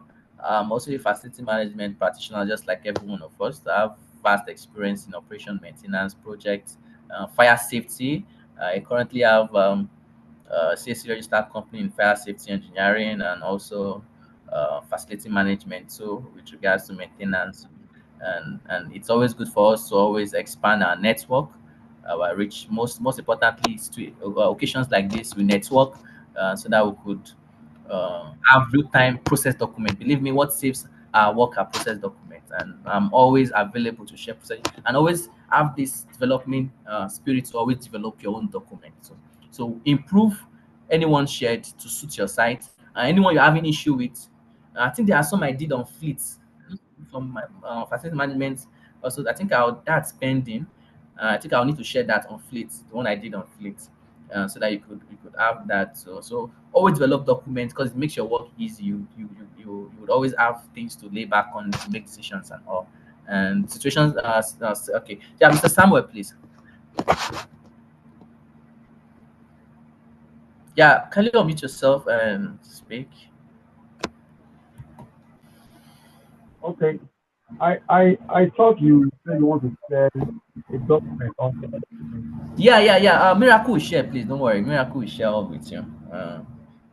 Those Miracle will share all with you. Don't you share?